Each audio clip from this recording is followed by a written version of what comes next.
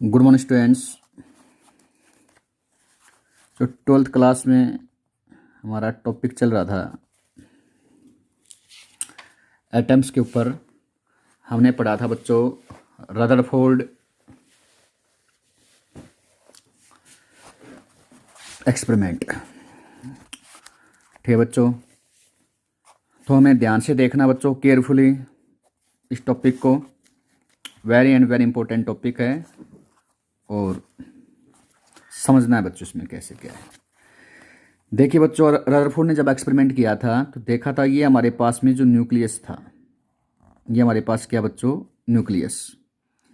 इस न्यूक्लियस के ऊपर जैसे ही अल्फा पार्टिकल्स यहाँ से यहाँ आ रहे हैं एक्सपेरिमेंट के लिए, यहाँ से यहाँ आ रहे हैं, ऐसे अल्फा पार्टिकल की रेज यहाँ से ये आ रही है। आप सभी जानते हैं ये अल्फा पार्टिकल के ऊपर पॉजिटिव चार्ज है, यहाँ पे भी हमारे पास क्या है, इस न्यूक्लियस के ऊपर पॉजिटिव चार्ज है।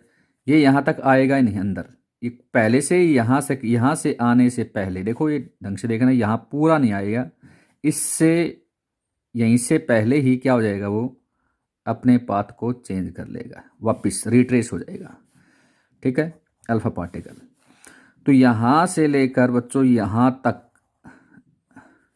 यहाँ तक ही आ जाएगा, ये डिस्टेंस कवर नहीं करेगा due to Coulomb's repulsion forces. Reason क्या है बच्चों, हमारे पास न्यूक्लियस के ऊपर कौन सा चार्ज है, न्यूक्लियस पॉजिटिव चार्ज अंदर, ये अल्फा पार्टिकल के ऊपर क्या बच्चों, पॉजिटिव है। ये यहाँ तक आने के बजाय पहले से ही अपने पाथ को क्या कर लेगा, ये चेंज कर लेगा, जिस पाथ से आया है उसी पाथ पे चला जाएगा। ठीक है, और यदि ऐसा है बच्चों, ये पता है कि यदि यहाँ पे ऐसे जाता है, ये ऐसे या फिर ऐसे है, तो ड्यू टू रिपल्सन फोर्सेस ये क्या करता है, अल्फा पार्टिकल के ऊपर क्या लगाता है, रिपल्सन फोर्स लगाता है। तो बच्चों ये अपने पाथ को ऐसे या ये वाला आपके पास को ऐसे हो जाता है। थोड़ा सा ऊपर करते हैं तो आपके पास बताया था बच्चों, हल्का सा आपके पास क्या होता है, डेविएट होता है, ऐसे हल्का सा, और ऐसे जाते हैं तो इधर जाने बजाय हल्का सा डेविएशन आता है। ये बच्चों हम पढ़ चुके हैं बेसिकली। ठीक है, तो अब हम बेसिकली क्या बात करते हैं,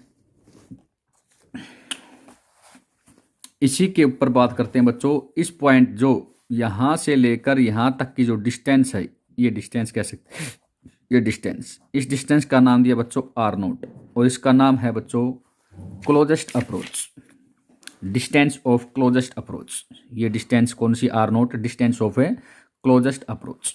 ठीक है, ये हम पहले बता चुके हैं। ये यहाँ से जस्ट ये अपना रिट्रेस पाथ करता है तो एंगल हमारे पास 180 डिग्री का।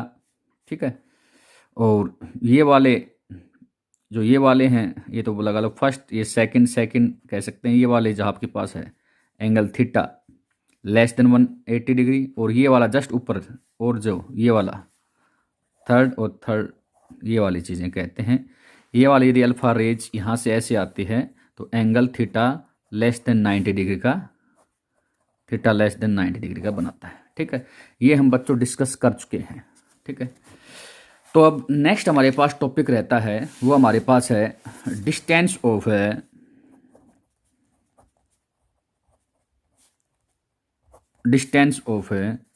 Closest approach.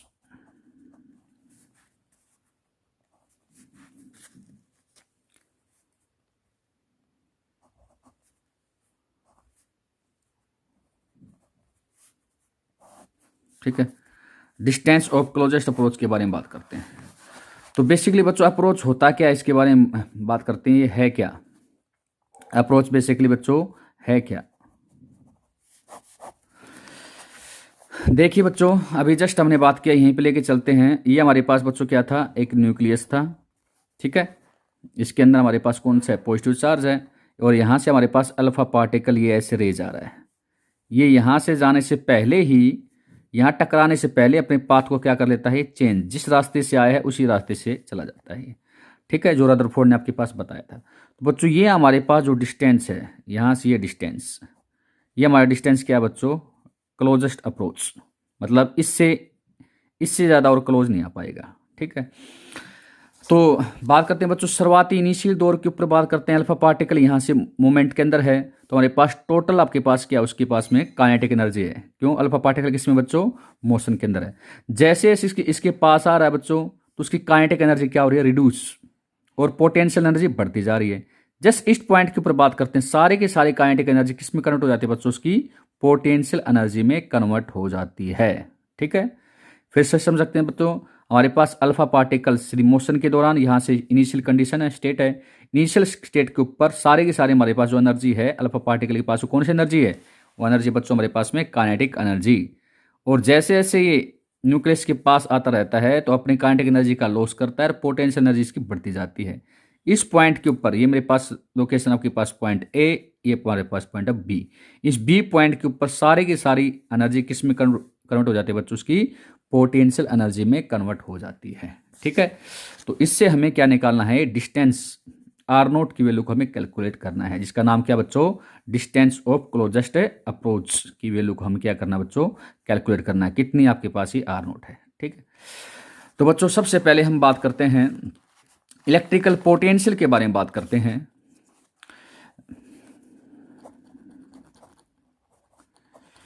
Electric potential, electrical potential at distance R naught due to nucleus, due to nucleus. इस न्यूक्लियस के कारण यहां पे आपके पास डिस्टेंस इस आर नोट के ऊपर हम बात करते हैं बच्चों इलेक्ट्रिक पोटेंशियल। और आप सभी जानते हैं बच्चों इलेक्ट्रिक पोटेंशियल फार्मूला हमारे पास होता है बच्चों के क्यू अपॉन में आर, जो आप फर्स्ट यूनिट में कर चुके हो। तो कितना रहेगा बच्चों? के क्यू, क्यू हमारे पास कितना है इसका? न्यूक्लियस के ऊपर चार्ज कितना है? जेडी, जो हमने लिया था बच्चों, याद हो आपके पास ये न्यूक्लियस किस फॉर्म में लिया था? याद हो, जिंक सल्फाइड आपके पास एक प्लेट थी, वहीं से उसको क्या माना था? आपके पास में न्यूक्लियस लिया था। ठीक है, तो उस न्यूक्लियस के ऊपर चार्ज मान लिया हमारे पास कितना बच्चों? जेडी, और डिस्टेंस हमारे पास कितना बच्चों? ये डिस्टेंस कितनी है? R naught. तो इस न्यूक्लियस के कारण बच्चों आर नोट डिस्टेंस के ऊपर पोटेंशियल कितना होगा? इलेक्ट्रिक पोटेंशियल के क्यू बाई आर। इस के क्यू आप सभी जानते हो कितना होता है बच्चों? 1 अपॉन में 4 पाई एफ साइन एस नोट। ठीक है, और ये हमारे पास हो जाएगा बच्चों इनटू में कितना हो जाएगा? जेड ई अपॉन कितना हो जाएगा बच्चों? R naught. ठीक है, अब बेसिकली बच्चों हम बात करते हैं, हम बात करते हैं बच्चों पोटेंशियल एनर्जी के बारे में। बात ये तो हमने निकाला क्या बच्चों? यहाँ पे क्या निकाला बच्चों हमने? Electric potential. ठीक है, इस डिस्टेंस के ऊपर। अब इस पॉइंट के ऊपर ही हम क्या निकालते हैं? इलेक्ट्रिक पोटेंशियल एनर्जी को निकालना चाहते हैं। ठीक है, इलेक्ट्रिक पोटेंशियल एनर्जी। और आप सभी जानते हैं बच्चों पोटेंशियल एनर्जी क्या होते हैं? पोटेंशियल इनटू में चार्ज। ठीक है, पोटेंशियल एनर्जी हमारे पास होती है, आप सभी जानते हैं you potential energy, potential into में हमारे पास होता है बच्चों चार्ज। ठीक है, हमारे पास होता है पोटेंशियल एनर्जी। ठीक है, तो बच्चों वही हम निकाल चाहते हैं। सबसे पहले क्या निकालेंगे? Potential, potential energy of alpha particle, of alpha particles at distance R naught from nucleus. ठीक है, तो बच्चों potential energy of alpha particle at distance R naught from nucleus, इस न्यूक्लियस से आर नोट डिस्टेंस के ऊपर पोटेंशियल एनर्जी हमारे पास हो जाएगी इक्वल टू, ये पोटेंशियल एनर्जी किसके बराबर हो जाएगी बच्चों? पोटेंशियल इनटू में चार्ज। ठीक है, तो बच्चों आप सभी जानते हैं पोटेंशियल, अभी जैसे बताया पोटेंशियल एनर्जी निकालना चाहते हैं, पोटेंशियल एनर्जी यू, पोटेंशियल अभी जस्ट आपने निकाला बच्चों, कितना है पोटेंशियल? जेड ई अपॉन में 4 पाई एप्सिलॉन नोट। ठीक है, इनटू आपके पास था आर नोट के, ये आपके पास के है 1/4 पर के क्यू अपॉन में आर नोट, इनटू हमें क्या निकालना बच्चों? चार्ज। तो बच्चों अल्फा पार्टिकल के ऊपर चार्ज वो हम कितना लेते हैं बच्चों? 2 इलेक्ट्रॉन। ठीक है, अल्फा पार्टिकल एक हीलियम की तरह काम करता है, बता चुका हूं बच्चों। तो उसके ऊपर चार्ज कितना बच्चों, 2 ऑफ इलेक्ट्रॉन। ठीक है, तो बच्चों हम बात करते हैं शुरुआती दौर पे यहाँ पे जो हमारे पास थी एनर्जी, वो हमने बताई थी बच्चों कौन सी एनर्जी थी, काइनेटिक एनर्जी। और यहाँ पे आपके पास एनर्जी कौन सी आती है, पोटेंशियल। यदि हम मान के चलते हैं कि यहाँ पे लॉस ऑफ एनर्जी हमारे पास क्या है, नेगलेक्ट करते हैं, कोई भी आपके पास एनर्जी का लॉस नहीं है, क्योंकि इलास्टिक कोलाइजन लेके चलते हैं बच्चों। यहाँ से लेकर आपके पास ये आता है इलास्टिक कोलाइजन है। तो इलास्टिक कोलाइजन हमारे पास में बच्चों क्या रहती है, एनर्जी कंजर्वेशन रहती है। तो यदि हमारे पास यहाँ पे काइनेटिक एनर्जी है तो टोटल की टोटल काइनेटिक एनर्जी यदि यहाँ पे पोटेंशियल में कन्वर्ट हो जाती है, ठीक है, तो हम मान के क्या चलते हैं, एनर्जी कंजर्वेशन है और वहाँ पे किसी एनर्जी का लॉस नहीं होता है। ठीक है, तो बच्चों उस पॉइंट के ऊपर, इस पॉइंट के ऊपर बात करते हैं, यहाँ पे इस पॉइंट के ऊपर बात करते हैं हमारे पास में यहाँ पे, यहाँ या फिर कह सकते हैं बच्चों ये इस पॉइंट के ऊपर कह सकते हैं, इस पॉइंट के ऊपर कह सकते हैं, ये पॉइंट हमारे पास क्या है, जो आर नोट, इस पॉइंट के ऊपर हम बात करते हैं बच्चों काइनेटिक एनर्जी इक्वल टू हमारे पास रहेगा बच्चों किसके, पोटेंशियल एनर्जी के। ठीक है, तो काइनेटिक एनर्जी की वैल्यू हमारे पास कितनी बच्चों, अभी जस्ट आपको बताया है, ½ mv² इक्वल टू, ठीक है, पोटेंशियल एनर्जी जस्ट आपने अभी कैलकुलेट किया कितना बच्चों, ZE, equation number second, potential ZE into में 2E अपॉन में 4πε0 इंटू में R0। ठीक है, तो बस बच्चों ये आपके पास है, इससे आप इस R0 की वैल्यू को कैलकुलेट कर सकते हो। और R0 बच्चों आपके पास क्या आएगा, R0 इक्वल टू कितना आएगा बच्चों, ये टर्म ऊपर ले जाओ और टर्म नीचे आ जाएगी, कितना आ जाएगा बच्चों, ZE इंटू में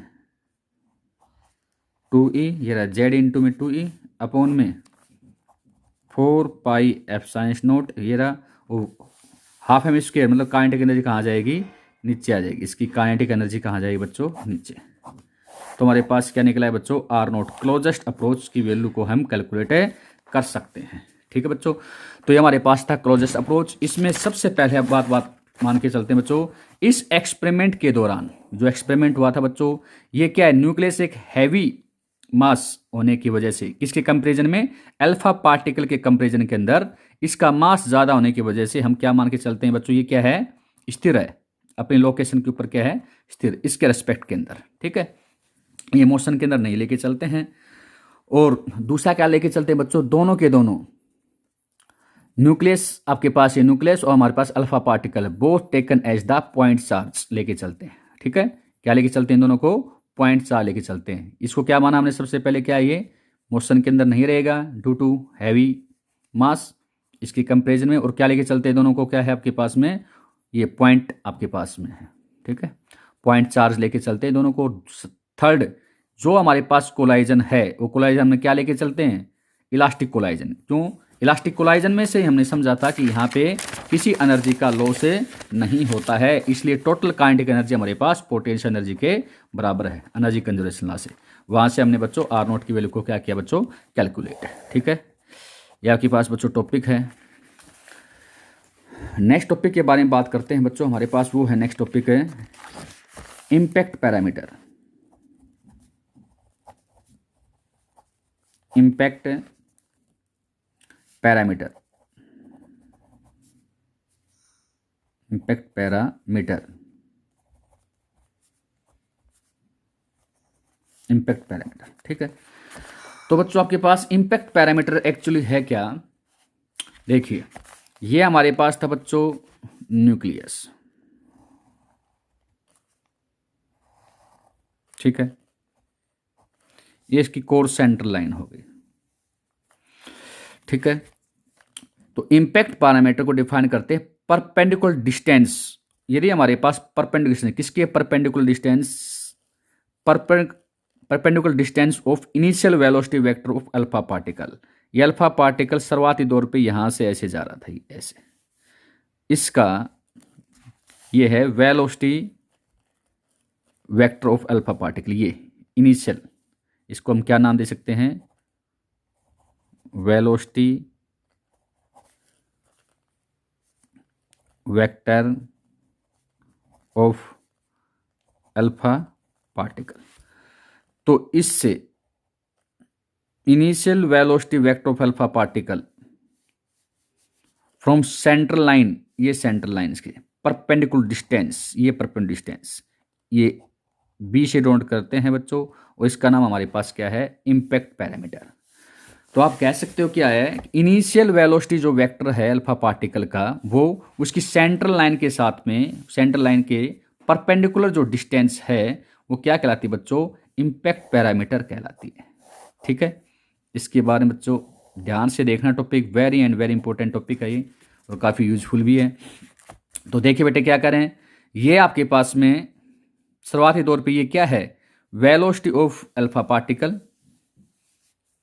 ठीक है, और ये सेंट्रल लाइन से इसकी परपेंडिकुलर डिस्टेंस बी हमारे पास क्या कहलाती है बच्चों, ये बी क्या कहलाएगी हमारे पास में, इम्पैक्ट पैरामीटर कहलाती है। ठीक है, अब आप सभी जानते हैं बच्चों, ध्यान से देखेंगे, ये बी की वैल्यू कम कहाँ पे होती है, जितना ज़्यादा यहाँ पे इस सेंटर के, जितना ज़्यादा बी हमारे पास ये डिस्टेंस है, ये कम कहाँ होगी, एज ए कम, ये कम कह सकते हैं। ठीक है, तो यहाँ पे जितना ज़्यादा न्यूक्लियस के पास रहता है आपके पास में, तो आपके पास इम्पैक्ट पैरामीटर की वैल्यू क्या हो जाती है हमारे पास में, कम होती है। ठीक है, अब ये बेसिकली आप जानते हो बच्चों, यदि ये पार्टिकल अल्फा पार्टिकल यहाँ से ऐसे आता है, इसको बोलते हैं हेड कोलाइजन, क्या बोलते हैं, यहीं पे टकरा गया वापस अपना रेट्रेस पाथ कर लेता है बच्चों, वो आपके पास होता है 1 डिग्री का, उसको क्या बोलते हैं बच्चों, हम हेड कोलाइजन। ठीक है, और जैसे ही ऐसे जाता है तो आपके पास में कह सकते हो, जैसे जाना चाहिए इसको ऐसे, ऐसे जाना चाहिए, या फिर यहाँ पे ऐसा है तो ऐसा जाना चाहिए। ठीक है, लेकिन क्या होता है बच्चों, आप सभी जानते हैं, ये अपने पाथ को यहाँ के बजाय ऐसे जाने के बजाय ऐसे ऐसे ऐसे ऐसे चेंज कर लेता है। ठीक है, ठीक है, ये आपके पास एंगल आपके पास होता है बेटे थीटा, डिफ्लेक्ट हो जाता है, क्यों, ड्यू टू रिपल्सन। इसी प्रकार से जाना चाहिए, ये इस रास्ते की बजाय जाने के बजाय यहाँ से रिपल्सन लगता है, तो ये ऐसे ऐसे थोड़ा चेंजिंग हो जाती है बच्चों, आपके पास होता है थीटा डिफ्लेक्शन। ठीक है, तो थीटा डिफ्लेक्शन एंगल कह सकते हैं, स्कैटरिंग एंगल कह सकते हैं इसको हम। तो बच्चों जरा समझना क्या है, लार्ज इंपैक्ट पैरामीटर के बारे में बात करते हैं, ये आपके पास लार्ज इंपैक्ट पैरामीटर। ठीक है, फोर्स एक्सपीरियंस हमारे पास क्या रह जाएगा, वीक, क्यों, न्यूक्लियस के जितना दूर रहेगा तो आपके पास फोर्स क्या रहेगा, वीक। अच्छा, हम बात करते हैं large small parameter, small impact parameter मतलब जैसे जैसे पास आएगा यहाँ पे स्मॉल, ये वैल्यू यहाँ पे, ये वैल्यू ज़्यादा बजाय कम, क्या है हमारे पास, कम, बी की वैल्यू क्या है, कम। कम का मतलब बच्चों समझ सकते हैं, इतनी वैल्यू है, इतनी यहाँ पे, यहाँ पे, तो जितना आपके पास बी कम है, इसका मतलब क्या कह सकते हैं, वहाँ पे फोर्स क्या रहेगा यहाँ पे, ज़्यादा, क्यों, आपके पास में जितना क्लोज वेरी करते हैं, आप सभी जानते हैं बच्चों, एफ फोर्स इनवर्सली प्रोपोर्शनल हमारे पास होता है आर का स्क्वायर, जितना आर कम रहेगा, जितना आर कम रहेगा अल्फा पार्टिकल के बीच में, न्यूक्लियस के बीच में आर कम, तो फोर्स क्या रहेगा हमारे पास में बच्चों, ज़्यादा। ठीक है, तो आप सभी बेसिकली जानते हैं, ये पहले बता चुका हूँ मैं, ये यहाँ पे कि ये हमारे पास है बच्चों हेड कोलाइजन था, ये जस्ट यहाँ से ऐसे टकराता है तो हेड कोलाइजन, देन आफ्टर हमारे पास में जो एंगल होता है वो कम होता रहता है, स्कैटरिंग एंगल क्या होता रहता है, इससे जैसे जैसे दूर जाएंगे तो स्कैटरिंग एंगल कम, क्योंकि यहाँ पे तो 180 डिग्री का है, फिर 180 डिग्री से थोड़ा कम हो जाएगा, कम कम और कम जाएंगे तो 90 से कम हो जाएगा, और ऐसा भी हो सकता है यहाँ से करते हैं तो बिल्कुल सीधा स्ट्रेट पास हो जाए, बिना किसी रुकावट के, बिना किसी डिफ्लेक्शन के, क्यों, डिस्टेंस बहुत ज़्यादा हो जाएगी, तो आपके पास कोई नहीं, बिल्कुल सीधा भी जा सकता है अल्फा पार्टिकल, न्यूक्लियस से लॉन्ग डिस्टेंस होने की वजह से। ठीक है, तो हम बात करते हैं बच्चों इम्पैक्ट पैरामीटर में, जो रदरफोर्ड ने आपके पास पाया था बच्चों, तो रदरफोर्ड ने बेसिकली क्या पाया है, B equal to impact parameter B 1 में 4 पाई एप्सिलॉन नॉट इनटू में Z E square cot theta by 2 upon में काइनेटिक एनर्जी ई। ठीक है, इसकी काइनेटिक एनर्जी। अब बस जो ये एक्सपेरिमेंट के थ्रू पाया है, इसको आपको ध्यान रखना है, B equal to 1/4 pi epsilon naught into में जेड स्क्वायर इनटू में कोट थीटा बाई 2 अपॉन में काइनेटिक एनर्जी। आप बेसिकली समझ सकते हो, काइनेटिक एनर्जी ज़्यादा है तो बी हमारे पास क्या रहेगी, कम। काइनेटिक एनर्जी कहाँ ज़्यादा रहता है, यहाँ पे। ठीक है, क्यों, जैसे जैसे पास आई काइनेटिक एनर्जी हमारे पास क्या होगी, कम, तो काइनेटिक एनर्जी यहाँ पे ज़्यादा है। ठीक है, तो आपके पास क्या रहेगा, आपके पास में यहाँ पे देखिए, ये काइनेटिक एनर्जी कम, बी आपके पास क्या रहेगा आपके ज़्यादा। ठीक है, तो बेसिकली आप ये रिलेशन भी देख सकते हो। ठीक है, और दूसरा आपके पास में रिलेशन है B equal to 1/4 pi science naught into में जेड स्क्वायर इंटू में कोट थीटा बाई 2 अपॉन में काइनेटिक एनर्जी। इससे आप पहले ही बता चुके हैं हम कौन कौन से, कि अल्फा पार्टिकल जितना क्लोज रहेगा, अल्फा पार्टिकल न्यूक्लियस के जितना क्लोज रहता है, ठीक है, देखो यहाँ पे क्लोज आएगा तो small impact parameter will have large deflection. जितना बी की वैल्यू कम रहेगी, बी जितना कम रहेगा यहाँ पे, ये वैल्यू बिल्कुल जितने कम रहेगी तो डिफ्लेक्शन एंगल क्या रहेगा, ज़्यादा। क्यों, 180 डिग्री का। यहीं यहाँ पे आपके पास कितना था एंगल, ये टकराए यहाँ पे वापस यहाँ पे 180 डिग्री का। लार्ज इम्पैक्ट पैरामीटर है, बी की वैल्यू क्या है, ज़्यादा है। देखो ये ऐसे, ये क्या है, बी है। ठीक है, क्या है, बी। क्यों, यहाँ पे आपके पास ऐसे वेलोसिटी, जितना बी ज़्यादा रहेगा ऐसे हमने बी को जैसे जैसे बढ़ाते रहेंगे, जैसे जैसे बढ़ा रहे हैं और बढ़ा रहे हैं, इधर बढ़ा रहे हैं।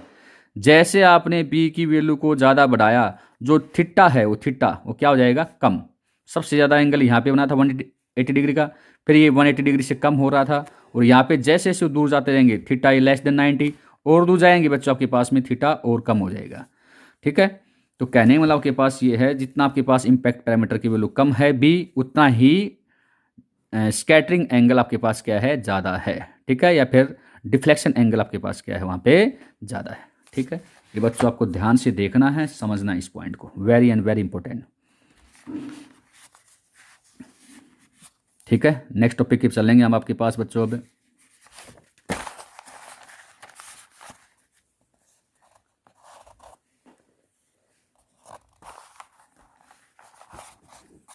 रदरफोर्ड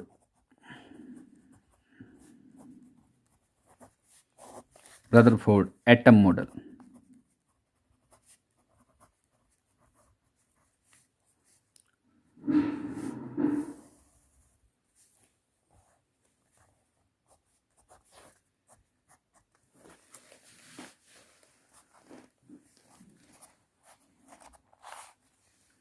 ठीक है, तो बच्चों आपके पास बात करते हैं रदरफोर्ड एटम मॉडल के बारे में। तो क्या रहेगा, फर्स्ट रदरफोर्ड ने आपके पास क्या बताया है, फर्स्ट पॉइंट कि जो हमारे पास में, ये हमारे पास क्या था बच्चों, न्यूक्लियस। ठीक है, ध्यान से देखिए बच्चों, हमारे पास क्या था, न्यूक्लियस। न्यूक्लियस के अंदर हमारे पास क्या होता है, पॉजिटिव चार्ज, और बाहर क्या रहते हैं बच्चों, इसके नेगेटिव चार्ज रहते हैं। तो फर्स्ट कह सकते हैं बच्चों, तो इलेक्ट्रॉन्स, फर्स्ट इसका क्या है, इलेक्ट्रॉन रिवोल्व करते हैं, electron revolve around the nucleus. ठीक है, इलेक्ट्रॉन्स रिवोल्व्स अराउंड न्यूक्लियस। ठीक है, न्यूक्लियस के अराउंड क्या करते हैं, रिवोल्व करते हैं। और वहां पे कौन सा फोर्स लगता है रिवोल्यूशन के लिए, सेंट्रीपिटल फोर्स लगता है। ठीक है, आप सभी जानते हो centripetal force by electron for revolution. ठीक है, ये आप सभी जानते हैं। ये आपके पास ऐसे सेंट्रीपिटल फोर्स लगता है। ठीक है, ऐसे रिवॉल्व करता है आपके पास में बच्चों। तो इलेक्ट्रोस्टैटिक फोर्स भी आपके पास लगता है, attraction between electrons and A nucleus. क्यों, इसको रिवॉल्व करवाने के लिए सेंट्रीपिटल फोर्स की रिक्वायरमेंट है, और सेंट्रीपिटल फोर्स से आपके पास कौन सा लगता है बच्चों, आप सभी जानते हैं इलेक्ट्रोस्टैटिक फोर्सेज। क्यों, इलेक्ट्रॉन ऐसे रिवॉल्व करता है। ठीक है, और न्यूक्लियस के अंदर आपके पास कौन सा चार्ज है, अंदर पॉजिटिव है या आपके पास नेगेटिव है, तो रिवॉल्व करता रहता है, तो सेंट्रल इलेक्ट्रोस्टैटिक फोर्स भी लगता है। ठीक, सेकेंड आपके पास पॉइंट बात करते हैं, इसमें क्या बताया रदरफोर्ड ने, पूरा आपके पास every atom consist of tiny central core होता है। पूरा एटम को क्या मानते हैं, consist of tiny central core.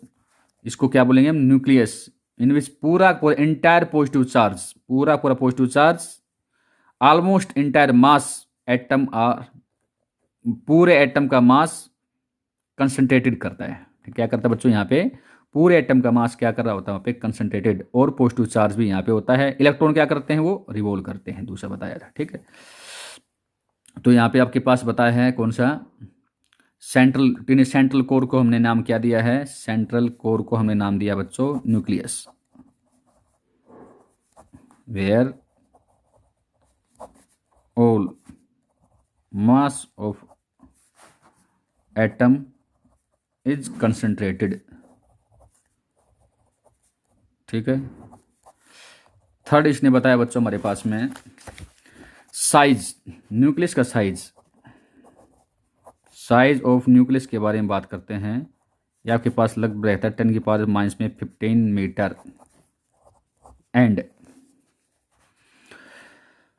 और साइज ऑफ एटम के बारे में बात करते हैं। साइज ऑफ एटम हमारे पास होता है वैसे 10⁻⁻10 मीटर। आप देख सकते हो 10⁻⁻15 से 10⁻⁻10 मीटर ज़्यादा होता है।